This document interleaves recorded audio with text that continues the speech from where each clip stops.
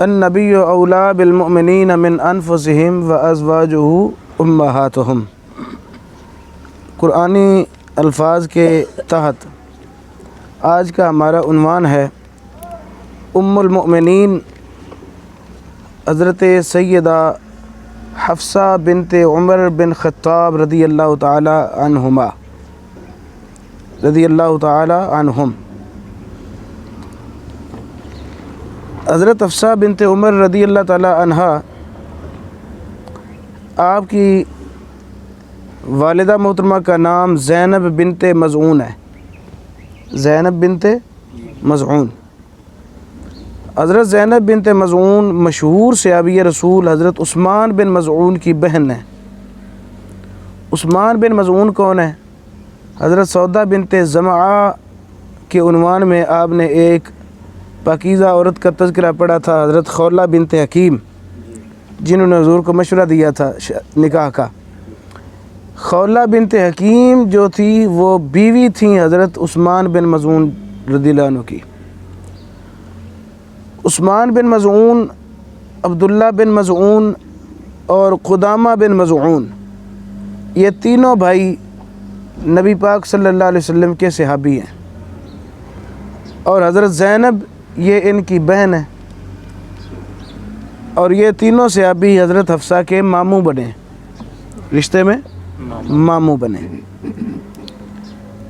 اور مزے کی بات ہے کہ یہ تینوں صحابی عثمان بن مظعون، عبداللہ بن مظعون، قدامہ بن مظعون، یہ تینوں بھائی بدری صحابی ہیں، جنگ بدر میں انہوں نے شرکت کی ہے۔ اور جناب زینب بنت مظعون بھی صحابیہ رسول ہیں،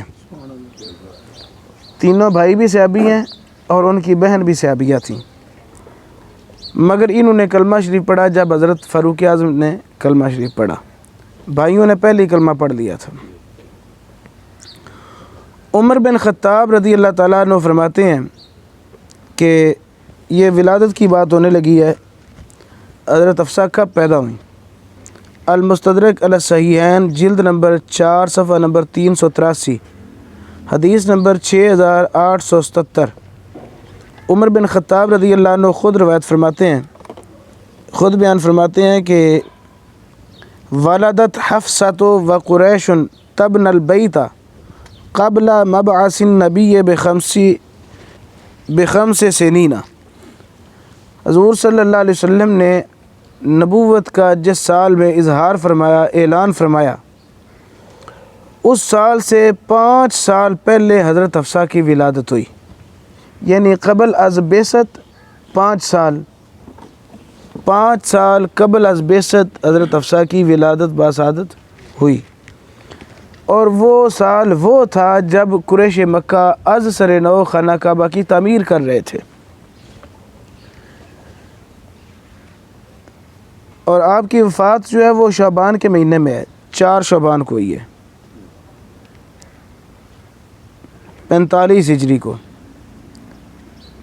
حضرت ابن عمر، عبداللہ ابن عمر فرماتے ہیں توفیت حفصۃ فی شعبان سنۃ 45 کہ میری بہن حفصہ کا انتقال ہوا 45 ہجری میں، اور کچھ کتب میں نے پڑھا ہے کہ وہ 4 شعبان تھی، اور انہوں نے بھی شعبان کے مہینے کا ذکر کیا ہے، حضرت عبداللہ ابن عمر نے بھی۔ جب آپ کا انتقال ہوا تو مروان بن حکم ان دنوں گورنر مدینہ، عامل مدینہ تھا، اس نے آپ کی نماز جنازہ پڑھائی۔ حضرت حفصہ بنت خطاب رضی اللہ تعالی عنہا آپ وہ ہیں جنہوں نے السابقون الاولون کا شرف پایا، یعنی پہلے اسلام قبول کرنے والے لوگوں میں سے آپ بھی ہیں۔ یاد رکھنا وادی ام القریٰ میں 2 خاندان ایسے تھے جن کے گھر والے اکثریت میں حضور صلی اللہ علیہ وسلم کے غلام تھے، اوائل میں ہی اکثریت میں، ایک آدھ فرد مسلمان نہ ہوا تھا پہلے لوگوں میں، مگر بعد میں اللہ تعالیٰ نے ان کو بھی توفیق عطا فرما دی تھی۔ وہ دو خاندان ہیں، نمبر ایک حضرت جناب ابو بکر صدیق کا خاندان، نمبر دو حضرت فاروق اعظم کا خاندان۔ یہ فاروق اعظم کی بیٹی ہیں حضرت حفصہ۔ بلا شبہ پہلے ایمان قبول کرنے والوں کی عزت اور توقیر بیان کرنا ہمارے بس کی بات نہیں ہے، ہماری زبانیں بیان کرنے سے قاصر ہیں، کیونکہ انہوں نے ایمان قبول کرنے میں سبقت حاصل کی۔ اللہ تعالیٰ نے ان کی ان الفاظ میں شان بیان فرمائی، السابقون الاولون، وہ لوگ ہیں جنہوں نے سبقت اختیار کی اور پہل کلمہ شریف پڑھ کر توحید کا پرچم بھی بلند کیا، رسالت کا پرچم بھی بلند کیا۔ سیدہ حفصہ، چونکہ موضوع ہمارا یہ ہے، آپ نے یہ سارا منظر اپنی آنکھوں کے سامنے دیکھا تھا، آپ نے اپنی آنکھوں کے سامنے دیکھا کہ ان کے بابا جان جناب عمر ببانگ دہل اسلام کا اعلان کر رہے ہیں، یا رسول اللہ نماز اندر پڑھنی ہے؟ فرمایا ہاں فاروق، یا رسول اللہ جنہ چر میں تھوڑا غلام نہیں سا اسلام اندر رہا ہے، تے اج میں غلام بن گیا، ہن اے اندر وڑ جان گے، اسی باہر نکل کے پڑھاں گے۔ صحن کعبہ دے وچ کھلو کے نماز پڑھی، ببانگ دہل۔ حضرت حفصہ نے سارا منظر اکھاں نال ویکھے، اور حضرت حفصہ کے بابا جان کی وجہ سے اللہ تعالیٰ نے اسلام کو بھی عزت عطا کی، اسلام والے مسلمانوں کو بھی عزت عطا کی۔ والذی ایدک بنصرہ وبالمؤمنین، بے انتہا اللہ تعالیٰ نے عزت و اکرام بخشا فاروق اعظم کی وجہ سے۔ اور حضرت حفصہ وہ ہیں جنہوں نے اپنے بابا کے قبول اسلام کا سارا سلسلہ اپنی آنکھوں کے سامنے دیکھا، اور پھر کفر کو مغلوب ہوتے اور اسلام کو غلبہ پاتے اپنی آنکھوں کے سامنے دیکھا، اور اپنے ماموں کو عثمان بن مظعون، عبداللہ بن مظعون، قدامہ بن مظعون، ابنان مظعون بھی ان کو کہا جاتا ہے، ابنان مظعون، یہ ابنان مظعون کو بھی انہوں نے اپنے ماموں کو حضور صلی اللہ علیہ وسلم کا غلام بنتے خود دیکھا، اور یہ سردار صحابہ میں سے تھے ابنان مظعون۔ مدرسہ نبوت کے تربیت یافتہ حضرت زید بن خطاب رضی اللہ عنہ، یہ ان کے سگے چچا ہیں حضرت حفصہ کے، حضرت فاروق اعظم کے بھائی ہیں۔ اچھا پھر دیکھنا، فاروق اعظم رضی اللہ تعالیٰ عنہ بے شک آپ قبل الاسلام مشرکین کے ساتھ آپ کے لین دین بہت زیادہ تھے، مشرکین مکہ کے ساتھ معاونت بھی کیا کرتے تھے، لیکن اس کے باوجود آپ سلیم الطبع سلیم الفطرت تھے، طبعاً سلامتی رکھتے تھے، ہر وہ چیز جو اچھائی کی طرف راغب ہوتی تھی اس کی طرف آپ کا دل مائل ہوتا تھا۔ شراب نہیں پی، جوا نہیں کھیلا، شطرنج نہیں کھیلی، اور چوری چکاری اس طرح کے معاملات میں آپ نے کبھی شرکت نہیں کی۔ اچھائی والے پہلو آپ میں پہلے بھی موجود تھے، ٹھیک ہے نا جی۔ اسی طرح آپ کے ایک بھائی تھے جن کا نام ہے حضرت زید بن خطاب۔ وہ جو زید بن خطاب رضی اللہ عنہ تھے، وہ بچپن سے ہی مکہ سے باہر راہبوں کو جا کر ملا کرتے تھے، یہودی علماء سے ملنا، عیسائی علماء سے ملنا۔ کیا وجہ تھی؟ طلب حق تھی، ادارہ طلب حق، ان کے ذہن میں طلب حق تھا، حق کی طلب تھی، حق کی تمنا تھی۔ حق کو تلاش کرنے کے لیے وہ کبھی کسی راہب کے پاس جاتے، کبھی کسی راہب کے پاس جاتے، لیکن جب رسول اللہ صلی اللہ علیہ وسلم نے اعلان نبوت فرمایا تو انہوں نے بھی کلمہ شریف پڑھا اور کہا جاء الحق زہق الباطل، سب باطل ہے، حق یہی ہے جو محمد لے کر آئے۔ حضرت حفصہ نے اپنے چچا زید کو بھی سرکار صلی اللہ علیہ وسلم کی بارگاہ سے حق قبول کرتے ہوئے اپنی آنکھوں سے دیکھا تھا، اور ان کی پھوپھو جان حضرت فاطمہ بنت خطاب، آپ ذہن میں آ گیا؟ پھپھو جان حضرت فاطمہ بنت خطاب قرآن پڑھ رہی تھیں، حضرت فاروق اعظم چوری چوری چھپ کر سن رہے تھے. کیا پڑھ رہی تھی؟ فرمایا کہ تیرا جسم پاک نہیں ہے، پہلے غسل کر، پھر میں تجھے یہ کلام سناؤں گی. سعید بن زید ان کے خاوند، وہ حضرت حفصہ کے پھپھا جان بنے. یہ سب لوگ نور نبوت سے رہنمائی حاصل کرتے تھے. جب نور نبوت، نور قرآنی، نور دینی حاصل کرتے تھے تو ان کو پھر پرواہ نہیں تھی کہ مشرکین مکہ ہمارے ساتھ کیا کریں گے. اچھا یہ بتاؤ کہ جناب فاروق اعظم جب تک حلقہ اسلام میں داخل نہیں ہوئے تھے، حضرت فاطمہ بنت خطاب اور سعید بن زید کو انہوں نے کتنا مارا پیٹا تھا، لہو لہان کر دیا تھا، اور شدید غصے بھی ہوئے تھے. لیکن جب اللہ کے قرآن نے ان کے دل پہ اثر کیا تو کہتے ہیں مینوں مار دے لے چلو، سرکار دی بارگاہ وچ مینوں لے کے چلو، میں کلمہ پڑھ کے مسلمان ہونا چاہنا. تے ایک صحابی نے عرض کی تھی یا رسول اللہ فاروق آندا ہے پیا. حضور نے فرمایا کہ وہ خیر نال یار ہے، پیچھے دعائے مصطفیٰ دا اثر. ساریاں چیزاں ساریاں کڑیاں ذہن وچ لو.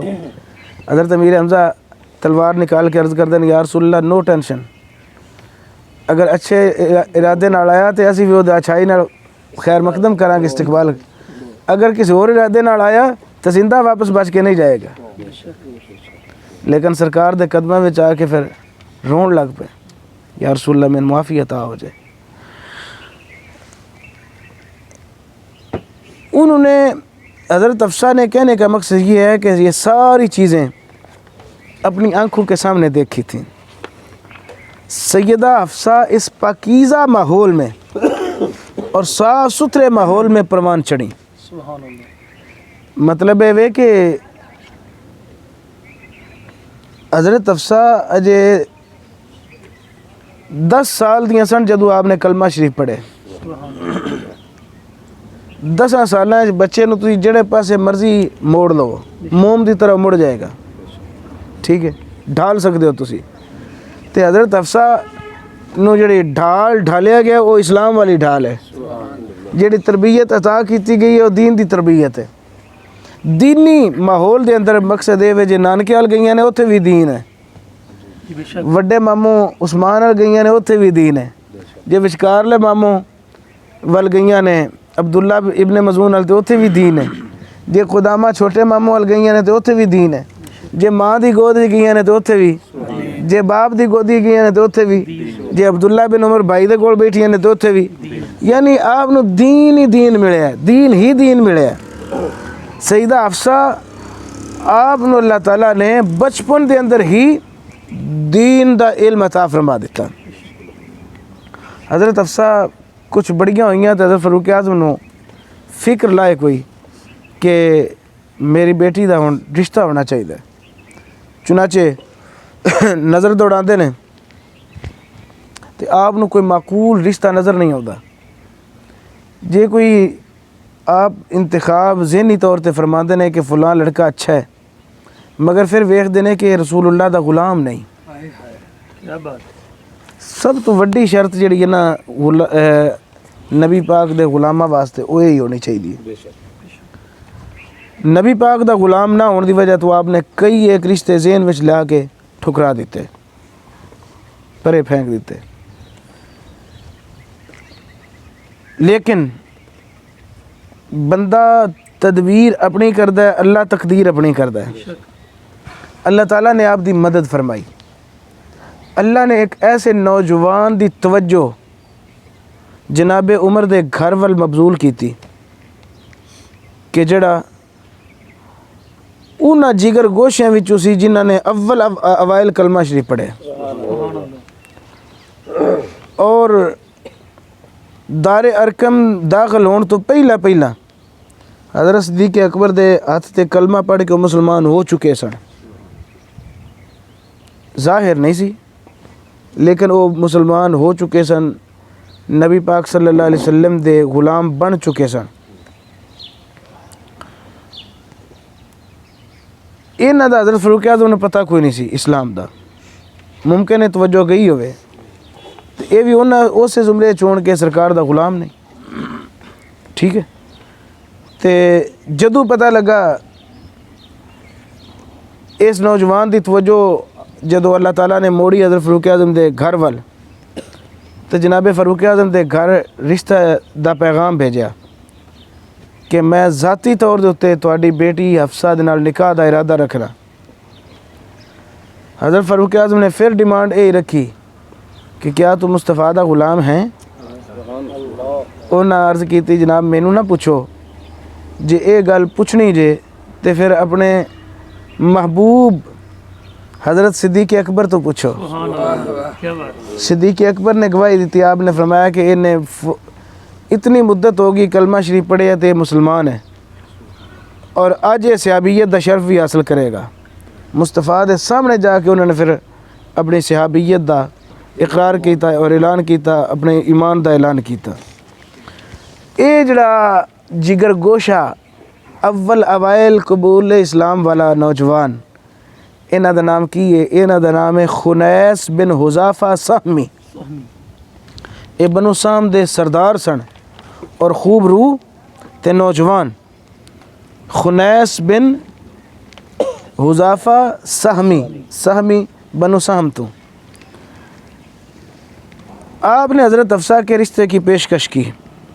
پس سیدنا فاروق اعظم نے جو آپ کی ڈیمانڈ تھی وہ پوری ہو گئی کہ دیوانہ مصطفیٰ بھی ہے، پروانہ دین خدا بھی ہے اور خوب رو بھی ہے، سردار بھی ہے، سارے معاملات ٹھیک ہیں.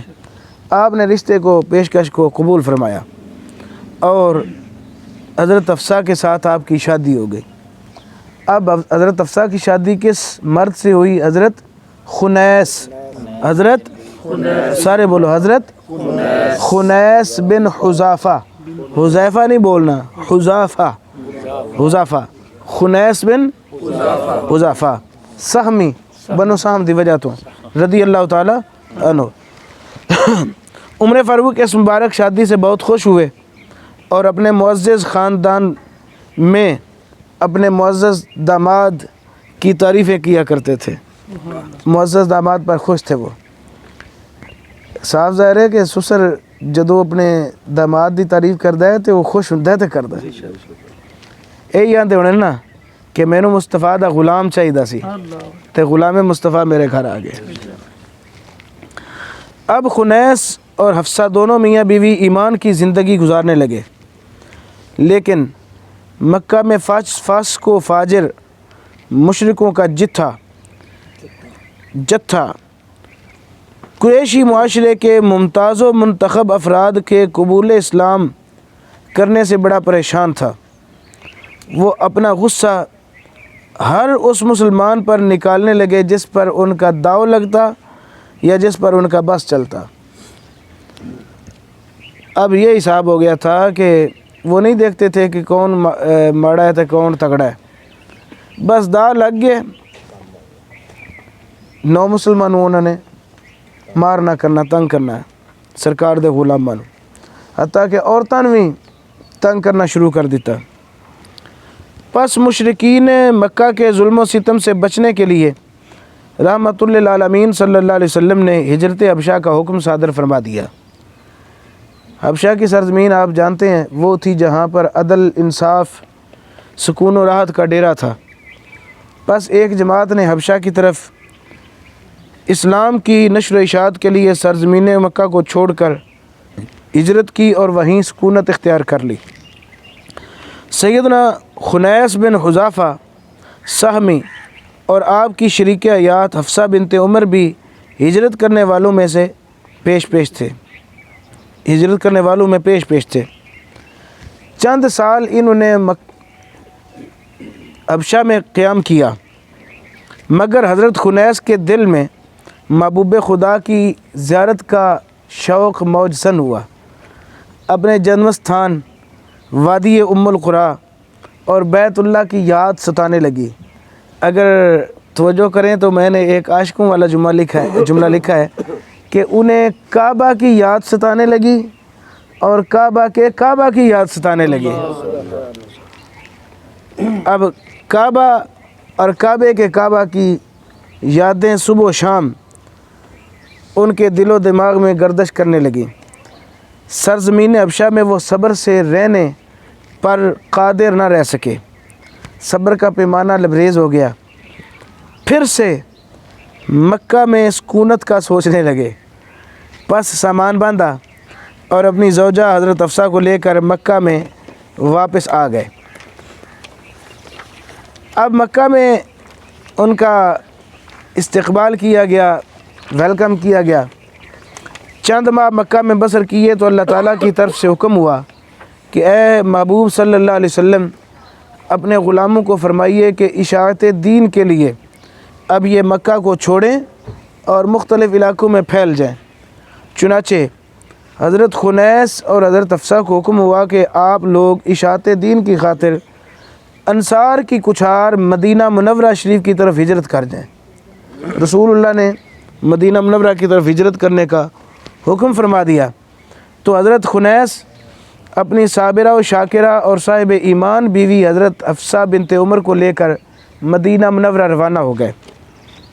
جب مدینہ پہنچے تو وہاں نبی پاک صلی اللہ علیہ وسلم کے ایک غلام نیک دل انصاری صحابی جن کا نام ہے رفاعہ بن عبد المنذر، انہوں نے استقبال کیا اور اپنا گھر دیا اور اپنے گھر میں ان کی بہترین مہمان نوازی کی۔ ادھر رسول اللہ صلی اللہ علیہ وسلم کو بھی ہجرت کا حکم ہو گیا کہ آپ بھی ہجرت کیجئے۔ اب مدینہ میں آپ کے غلام آپ کا انتظار شدت سے کر رہے ہیں۔ چنانچہ ایمان والوں کو بھی حکم ہوا، ایمان والے بھی مومنین و مومنات، مسلمین و مسلمات جیسے جیسے کسی کے معاملات بنتے جاتے وہ ویسے ویسے ہجرت مدینہ کی طرف کرتے جاتے تھے۔ رسول اللہ صلی اللہ علیہ وسلم آپ بھی ہجرت فرما کر مدینہ منورہ شریف اپنے غلاموں اپنی کنیزوں کو جا ملے۔ حبیب رب العلا صلی اللہ علیہ وآلہ وسلم نے جب مدینہ منورہ شریف میں قیام فرمایا تو آپ نے اپنے صحابہ کے مابین مواخات قائم کیا، یہ نظام دنیا میں وضع کیا، اور یہ نظام ایسا نظام ہے جس کی نظیر اور مثال پوری دنیا میں کہیں نہیں ملتی۔ پس رسول اللہ صلی اللہ علیہ وسلم نے فرمایا کہ اے فلاں تو فلاں کا بھائی، اے فلاں تو فلاں کا بھائی، بے فلاں تو فلاں کا بھائی۔ اس طرح حضور صلی اللہ علیہ وسلم نے یہ مواخات قائم فرمایا۔ چنانچہ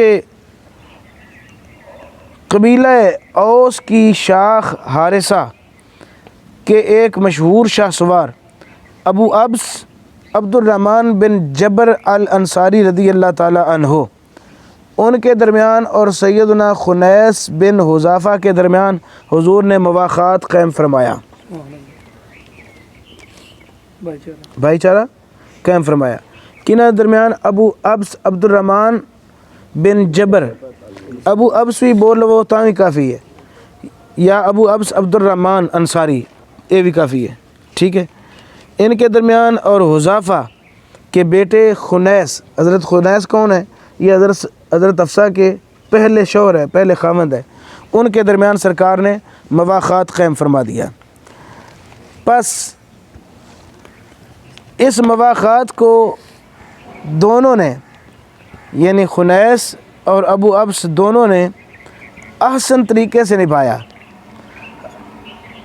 حضرت خنیس اور ابو ابس دونوں آپس میں بھائی بننے پر بہت خوش تھے۔ دونوں نے ہی مصطفیٰ صلی اللہ علیہ وسلم کے مدرسہ سے تعلیم حاصل کی تھی، دونوں ہی تربیت یافتہ تھے مصطفیٰ کے مدرسہ سے، اور لشکر مصطفی کے دونوں شاہ سوار بھی تھے، گھوڑ سوار سن دونوں، خنیس بن حذافہ بھی تے ابو ابس عبد الرحمن بن جبر بھی دونوں۔ حضرت خنیس وہ ہیں جن کو ذو الہجرتین بھی کہا جاتا ہے، یعنی انہوں نے 2 ہجرتیں کی ہیں، انہوں نے حبشہ کی طرف بھی ہجرت کی اور مدینہ کی طرف بھی ہجرت کی۔ این سعادت بزور بازو نیست تا نہ بخشند خدائے بخشندائی، یہ سعادت جو ہے، یہ سعادتیں، یہ عزتیں بازو کے زور سے نہیں ملتی بلکہ یہ اللہ تعالیٰ کی طرف سے ملتی ہیں۔ اب حضرت خنیس اور سیدہ حفصہ مدینہ منورہ میں اسلامی تعلیمات حاصل کر رہے تھے اور اسلام کے سائے میں خوش و خرم رہ رہے تھے۔ سیدنا جبریل امین جو بھی وہی لے کر آتے تو فوراً حضرت حفصہ اسے یاد کر لیتی تھی۔ آپ حافظہ بھی نے اور آپ دی تدوین قرآن دے اندر بڑی خدمت ہے، انشاءاللہ اگلے قسط وچ بیان کیتا جائے گا۔ قرآنی الفاظ سنتی تو انہیں یاد کرتی، حفظ کرتی، اور قرآنی الفاظ کے بارے میں جو اللہ کا حکم ہے افلا یتدبرون کہ تم تدبر کیوں نہیں کرتے، حضرت حفصہ قرآنی الفاظ کے بارے تدبر کرتی، قرآنی الفاظ کے مفہوم پر غور کرتی اور قرآن کو زیادہ سے زیادہ سمجھنے کی کوشش کرتی، اور آپ اپنا زیادہ تر وقت اللہ تعالیٰ کی عبادت میں گزارتی۔ آپ کا بلند مقام تھا عبادت گزار عورتوں میں، آپ کا ایک نام تھا۔ ادھر ان کا تو یہ شیڈول تھا، قرآن مجید حفظ کرنا، معانی و مطالب پر غور کرنا، تدبر کرنا، تفکر کرنا، اور ادھر خنیس، حضرت خنیس جو آپ کے شوہر تھے، ان کو مکے کے مشرکوں پر بہت وٹ تھا، کوڑ سے انہیں بڑا غصہ تھا، بڑا ان کو ملال تھا کہ انہوں نے ہمیں نکال دیا یا نکلنے پہ مجبور کر دیا اس جگہ سے یہاں پہ ہماری جائیدادیں بھی ہیں، جہاں ہماری اولادیں بھی ہیں، جہاں ہمارا سارا مال و متاع ہے، سارا معاملات جہاں پر تھے۔ تو حضرت خنیس مشرکین مکہ کی حرکات و سکنات پر کڑی نگاہ رکھا کرتے تھے۔ جب مدینے آ گئے نا، آپ نے کڑی نگاہ رکھنی کرنی۔ ہجرت کا دوسرا سال تھا اور میں نے پڑھا ہے کہ آپ روزانہ کی بنیاد پر جنگی مشق کیا کرتے تھے، اپنے اپنے فرائض نے نا، ڈیوٹیاں نے۔ اگر ساری تسبیحاں لے کے بہ جان تو جہاد کون کرنا ہے؟ تو جی سارے جہاد والے پاس ٹر جان تو تسبیح کون کرنی ہے؟ تو معاشی معاملات کن نے حل کرنے نے؟ سارے بندے ہر شعبے دا بندہ ہونا چاہیے۔ اب ہجرت کا دوسرا سال تھا، مشرکین مکہ بدر کے مقام پر مسلمانوں سے لڑائی لڑنے کے لیے تیاری کرنے لگے۔ قائد کفار ابو جہل بن ہشام تھا، اس نے ان کو للکارا اور کہا کہ اگر محمد صلی اللہ علیہ وسلم کے ساتھی ہمارا مال لوٹتے ہیں تو ہر مکے کے بندے کا اس میں حصہ ہے، ہر ایک کا نقصان ہوگا۔ للکار کر کہنے لگا کوئی بھی پیچھے نہ رہے، کوئی غریب ہے، کوئی امیر ہے، سارے نکلو۔ سب کو لا کر بدر کے قریب اس نے قسم کھائی، اس نے کہا کہ میں قسم کھاتا ہوں میں یہاں سے نہیں نکلنے دوں گا سب لوگوں کو، ہم 3 دن 3 راتیں بدر کے مقام پر بسر کریں گے، اونٹ ذبح کریں گے، کھانے کھلائیں گے، شراب پئیں گے، شراب پلائیں گے، گانے سنیں گے، گانے والیاں گانے گائیں گی۔ عرب ہمارے اس اقدام اور جمع ہونے کے بارے میں سنیں گے تو ان پر ہمارا رعب طاری ہوگا۔ اس کے بعد عرب ہمیشہ کے لیے ہم سے مرعوب ہو جائیں گے، یعنی ساڑی دھاک بیٹھ جائے گی، ساڑا سکہ بیٹھ جائے گا۔ ادھر سے مشرکین مکہ مقام بدر کی طرف چل پڑے، ادھر سے مسلمان بھی قائد المرسلین کی قیادت میں روانہ ہوئے۔ اب لشکر، یہ جو لشکر تھا یہ قلیل تھا، ان کا بہت بڑا لشکر تھا، ان کا چھوٹا سا لشکر تھا۔ اس لشکر میں اب دھیان کرنا حضرت حفصہ کا کیا تذکرہ ہے۔ اس لشکر مصطفی میں سیدہ حفصہ کے خاوند حضرت خنیس بن حذافہ بھی شامل تھے۔ ان کے ہمراہ سیدہ حفصہ کے مزید 6 رشتہ دار شامل ہوئے۔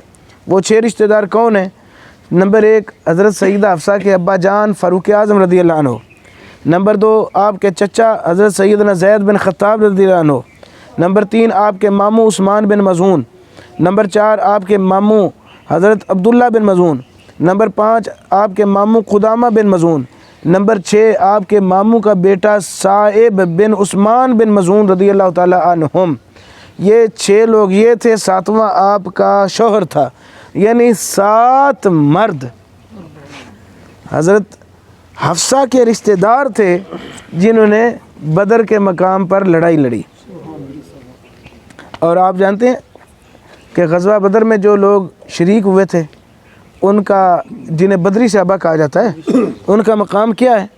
حضرت علی المرتضیٰ روایت فرماتے ہیں، بخاری مسلم میں حدیث پاک ہے، حضور صلی اللہ علیہ وسلم نے فرمایا کہ اللہ تعالیٰ فرماتا ہے، اے بدر میں لڑائی لڑنے والو اعملوا ما شئتم، اب تمہارا جو جی چاہے کرو، اب تمہارا جو جی چاہے سو کرو، فقد واجبت لکم الجنہ، تحقیق اللہ تعالیٰ نے تمہارے لیے جنت واجب فرما دی ہے۔ یہ کون کہہ رہے ہیں؟ اللہ تعالیٰ نے فرمایا محبوب کو، یہ حدیث قدسی ہے، اور محبوب نے بتایا اپنے صحابہ کو کہ اے بدر میں جانے والوں، بدر میں شرکت کرنے والوں، تمہارا یہ مقام ہے کہ اب تم جو چاہے سو کرو۔ اس کا کیا مطلب ہے؟ مطلب یہ ہے میاں کہ ایک پرندہ ہے نا، پرندہ، یہ پرندہ ہے، اس کے اگر وہ پر بال اکھاڑ دیے جائیں، پر اور بال اکھاڑ کر اس کو کہیں لو جہاں جانا چاہتے ہو جاؤ، اڑ لو، جدھر آپ کا دل کرتا ہے جاؤ، وہ اڑ سکتا ہے بھلا؟ کبھی نہیں۔ وہ کہیں آپ کا در چھوڑ کر جا سکتا ہے؟ اس کا مقصد یہ ہے کہ اعملوا ما شئتم، تم جو چاہو سو کرو۔ مقصد یہ ہے کہ ہم نے تمہارے دلوں کو اتنا ایمان سے راسخ کر دیا ہے، اب تم سے کوئی گناہ ممکن ہی نہیں ہے، اب تم کوئی گناہ کر ہی نہیں سکتے ہو۔ یہ حضرت حفصہ کے 7 رشتہ دار تھے جن کو یہ مقام حاصل ہوا تھا۔ حضرت خنیس آپ نے بھی جنگ میں شرکت کی، جنگ بدر میں، جنگ میں جہاد کا حق ادا کر دیا۔ بنو سہم میں لشکر مصطفی کی جانب سے آپ اکیلے ہی تھے، اور سہمی کوئی بھی نہیں سی، یہ اکیلے ہی سن بنو سہم دے وچوں جڑے مصطفیٰ صلی اللہ علیہ وسلم دی غلامی وچ آ کے تے اگوں پھر بدر وچ شریک ہوئے۔ ویسے بنو سہم دے اور لوگ مسلمان نہیں سن۔ انہوں نے مشرکین سے اتنی شدید لڑائی لڑی کہ انہیں غصے میں بھڑکا دیا۔ انہاں نا اپنے سینے دے نا مور دا پنکھ لایا سی، تے او مور دا پنکھ جڑا ہے نا او کافراں واسطے تیر دی حیثیت رکھدا سی، یعنی کوئی خاص نشانی ہوئے گی، مور دا پنکھ جتن دی نشانی ہوئے گی، یا اگلے نو ساڑن دی نشانی ہوئے گی، یا غصہ دلان دا کوئی نشان ہوئے گا۔ آپ نے وہ مور دا پنکھ لا کے سینے دے آپ جدو گزردے سڑنا تو انہوں نے بڑی پیڑ پیندی سی۔ حضرت علی، حضرت حمزہ بن عبد المطلب کافروں کی طرف بڑھتے جا رہے تھے اور ان کی تلواریں کفار کو موت کے گھاٹ اتار رہی تھیں۔ حضرت خنیس نے مور کا ایک پنکھ اپنے سینے پر آویزاں کیا ہوا تھا جو کافروں کے دلوں میں تیر بن کر چبھ رہا تھا۔ علی و حمزہ کے ساتھ مل کر کئی مشرکین کو واصل جہنم کیا اور مشرکوں کے نامور سرداروں کو ابدی نیند سلائی۔ ان میں سے چند ایک نام یہ ہیں: عتبہ بن ربیعہ ابشمی، اسود بن عبد الاسد مخزومی، عقیل بن اسود مخزومی۔ ان کو آپ نے قتل کیا، یہ سرداران مکہ تھے۔ ان کو آپ نے قتل کر کے مصطفیٰ صلی اللہ علیہ وسلم کی رضا حاصل کی۔ سیدنا خنیس بن حذافہ بڑی جواں مردی اور بہادری سے لڑے۔ لڑائی کے دوران مشرکین کی تلواروں نے ان کے جسم پر کئی زخم لگائے، زخموں سے خون پھوٹنے لگا، لیکن وہ مسلمانوں کے ساتھ پھر بھی خون پھوٹ رہا تھا، اس کے باوجود مسلمانوں کے شانہ بشانہ لڑتے رہے، یہاں تک کہ مشرکین دم دبا کر بھاگنے پہ مجبور ہونے لگے۔ ابھی سورج غروب نہیں ہوا تھا، اللہ تعالیٰ کی طرف سے مدد پہنچی تو مسلمان خوش ہو گئے، کیونکہ شرک کے ستون، اللہ تعالیٰ کی مدد کے ساتھ شرک کے ستون جو تھے وہ ذلت کے طوفان میں غرق ہو چکے تھے، وہ شرک کے ستون کون ہے بھلا؟ ابو جہل، امیہ بن خلف، عتبہ، شیبہ، ربیہ، یہ سارے طوفان ذلت میں غرق ہو چکے تھے۔ حضرت خنیس بن حذافہ، آپ کے جسموں سے خون رستا رہا مگر آپ پھر بھی تلوار چلاتے رہے اور گھوڑے کو بھگاتے رہے۔ آج کے دن اتنا، اگلی مرتبہ انشاءاللہ بتایا جائے گا کہ حضرت خنیس کیسے شہید ہوئے اور پھر نبی پاک کے ساتھ حضرت حفصہ کی شادی کیسے ہوئی، اور دیگر حضرت حفصہ کی عزت و توقیر بیان کی جائے گی۔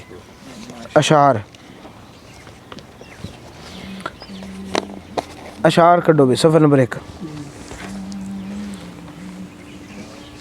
تیرا کام میں تیرے گیت گاواں یا رسول اللہ، تیرا کام میں تیرے گیت گاواں یا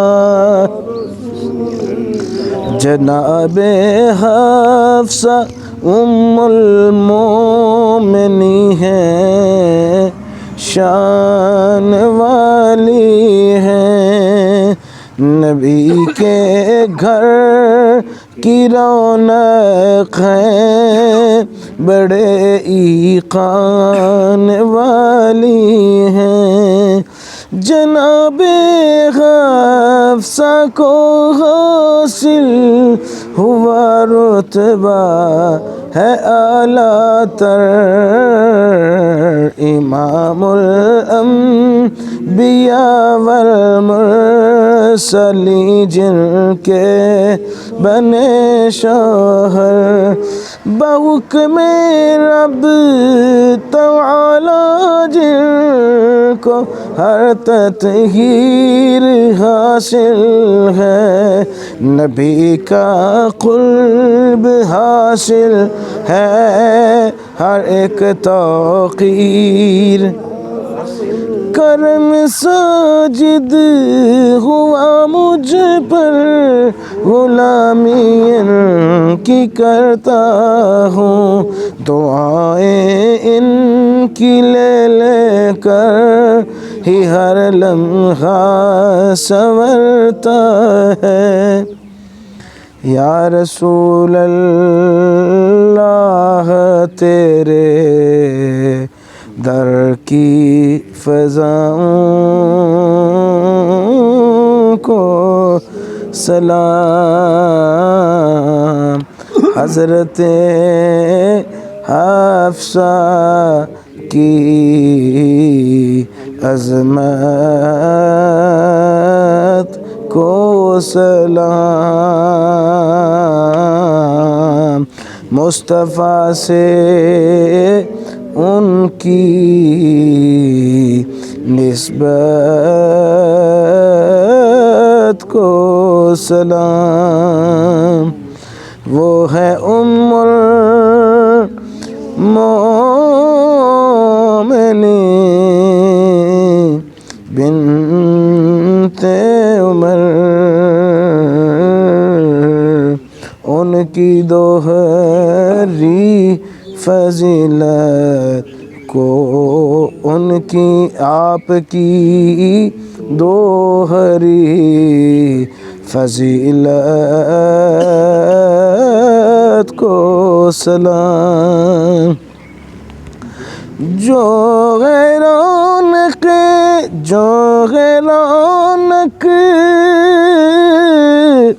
حجرائے سرکار کی،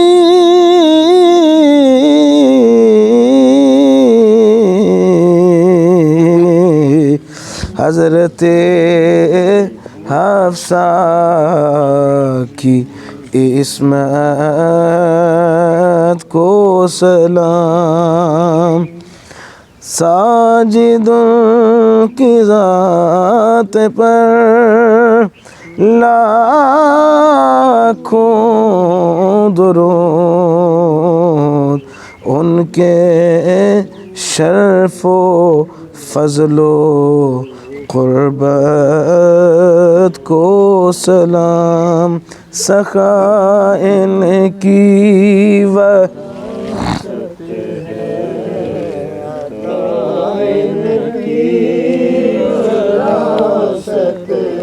چھوٹی بیر مگر بڑی مزیدار.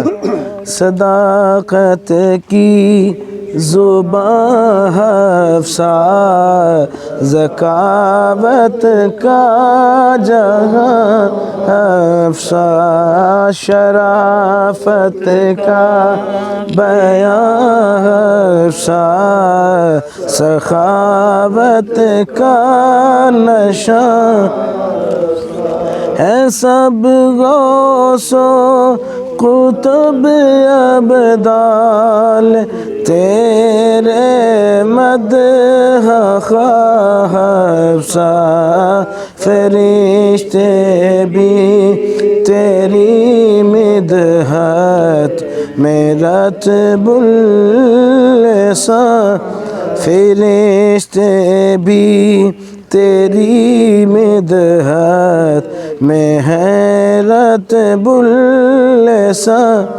میں ہیں وچلی ہو فرشتے بھی تیری مدحت میں ہے رتب اللسان حفصہ ملی تھی حق نوائی اور غیرت جس کو ورثہ میں وہ حق کی داستان حفصہ وہ سچ کی